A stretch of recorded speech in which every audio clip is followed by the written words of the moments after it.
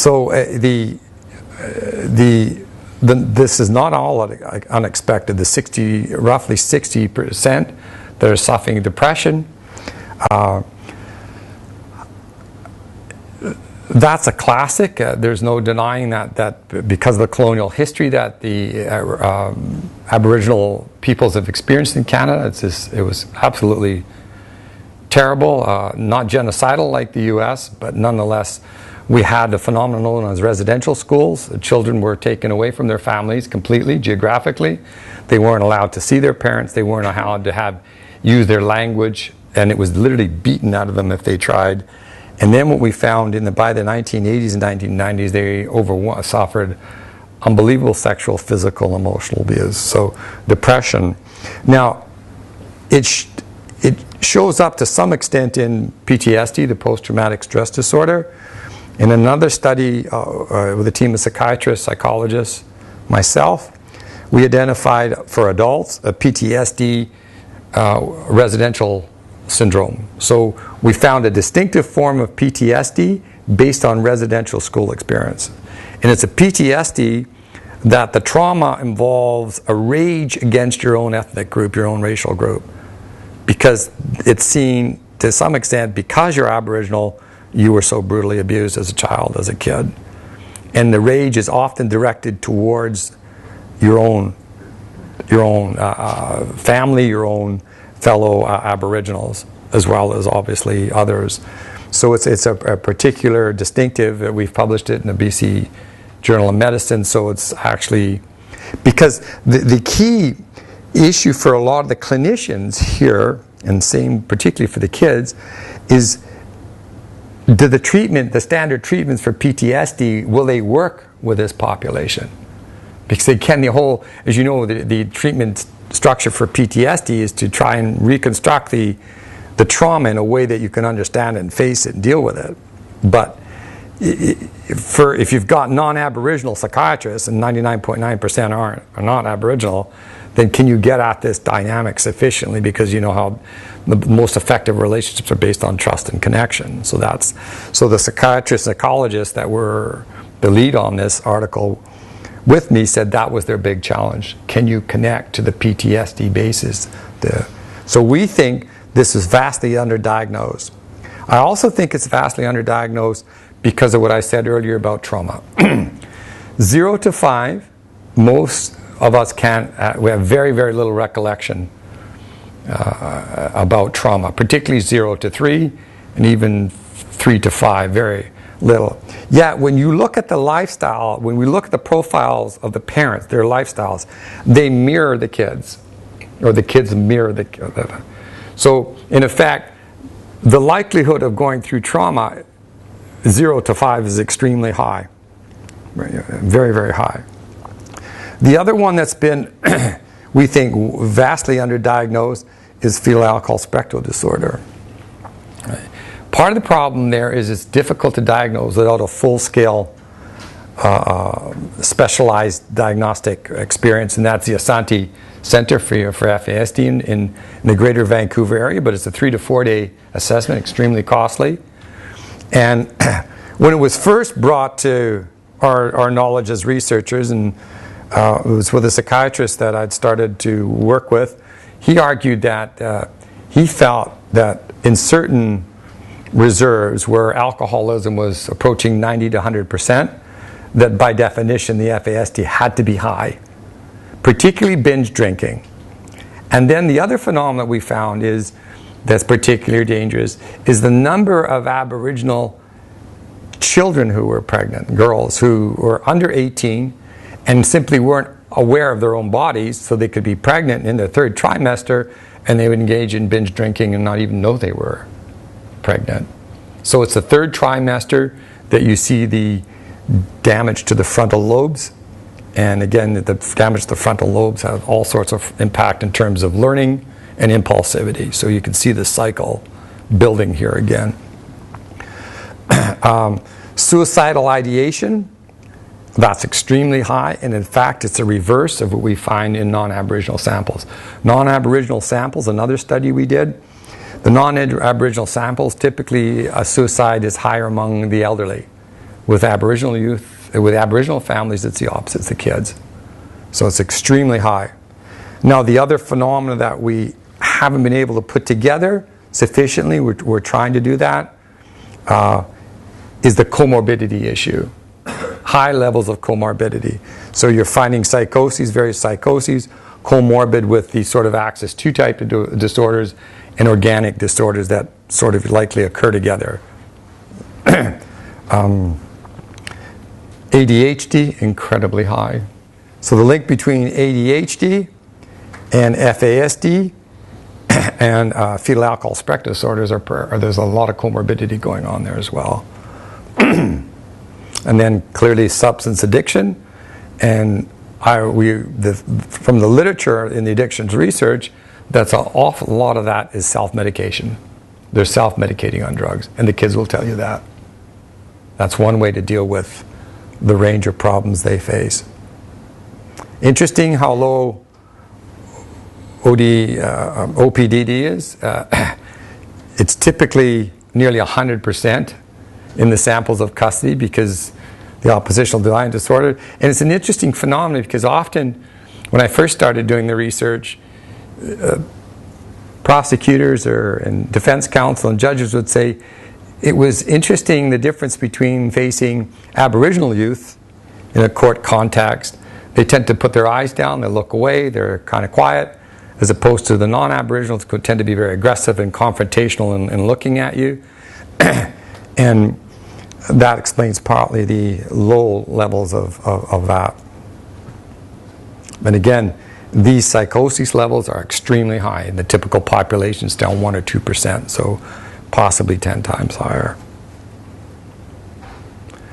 And this is the focus of my talk today, because what I'm trying to build to is this lifestyle issue. If you're coming with these sets of problems, and then you're trying to go into the contemporary learning context, which has changed dramatically, for example, from when I went through in the 1950s and early 60s, the learning context today is fundamentally different.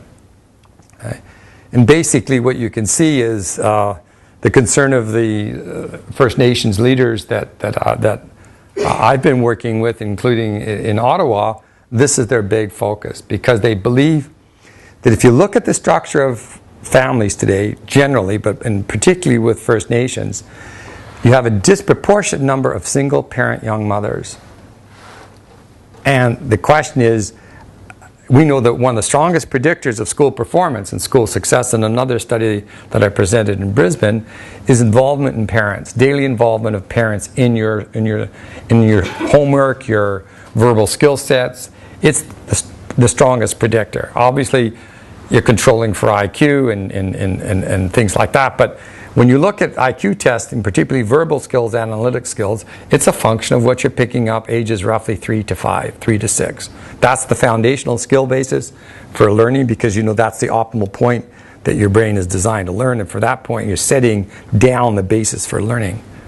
So if you get what we find in general studies of serious and violent offenders and delinquency in general is low verbal skills are highly predictive of serious and violent offending. So here's the structure. If you've got the mental health profile I laid down, and then the drug profile I laid down, and then you've got the family profile that I've laid down, then the problems in schools are highly predictable.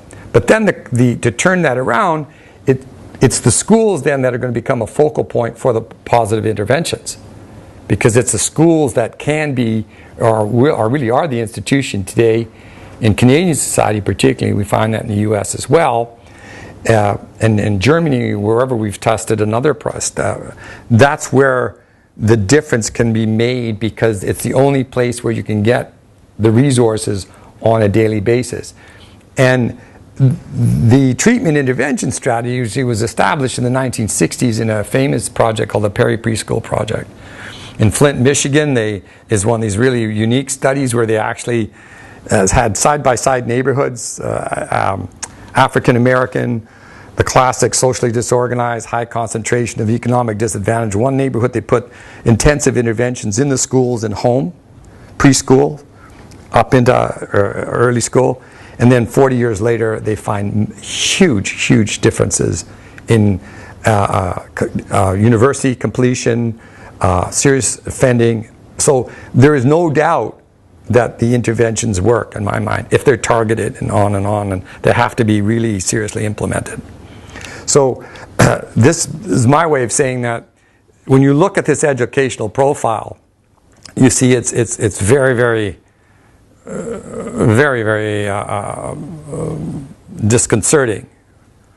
The skipping of schools, the talking back, fighting, bullying, these are all the, if you look at coming to school drunk and being high.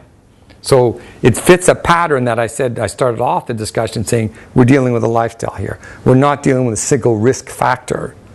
You can't just say, gee, we have to treat the youth. And then part of the difficulty, the challenge we have in treatment intervention strategies is if you talk to teachers, they'll say, well, their health problems aren't my jurisdiction. You talk to the health people and say, well, their school problems aren't mine. And the social workers say, well, I can help them out, but I can't get them housing. So it becomes this sort of, it's not my problem. And so when it comes to integrated case planning, if it's a lifestyle issue, treatments work when it's integrated. You can't, there's no point in just treating the alcohol and drug addiction if the cause of the alcohol and drug addiction is the home they're living or not living in. Yet, so when the current group of policymakers that I'm working with, the deputy minister from Left Ministries, I think the message is finally getting through in Canada, at least in my province, that unless you take an integrated approach with these youth, you're going to always get low effect size because everyone gets discouraged. Well, why haven't the treatment programs worked better? Only 30% effect, that means 70%. That's a waste of money, they'll say. Well, yes and no. For that 30%, if you factor out that 30% and how much you're saving the system, the cost benefits are tremendous if they're that high. However, the argument that I counter with is if you go to an integrated case planning approach, then you get the savings and the effectiveness will be much higher when you're dealing with this kids. The other issue that I'm trying to deal with here is that the number of kids that fit this profile is not high. It's very important to point that out. Even within the Aboriginal community, the number of kids who aren't involved with criminal justice or Aboriginal is extremely high, and even higher. So we don't want to create the image that we've got a crime wave among the kids. In fact, in Canada, youth crime is going down, has been. So it's not that it's a wave of crime that's taking place. But for these types of kids, unless you take the type of approach I'm advocating, I'm arguing, you're always going to get that constant state of the Celine Wolfgang Foligno in the United States identify them as the 8%ers committing 50% of the serious crime and going on to adult crime.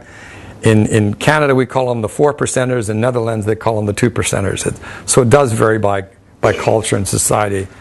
And I've always, when I present the research in the US, they say, what's the difference, Ray? Why is Canada, you're next to us and you've got more rifles per capita than we do down here? I tell them, well, you remember, there's a difference between a rifle and a semi-automatic handgun. And 2, we have national health care. And 3, we distribute our social assistance housing throughout the metropolitan areas so we don't create ghettos.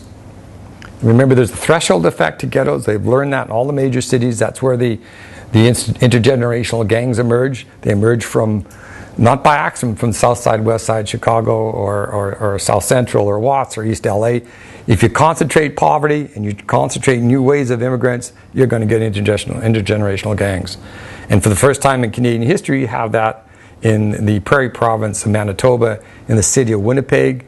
They're coming in generation after generation from the rural reserves to North Winnipeg, and that's where we find our first intergenerational gangs.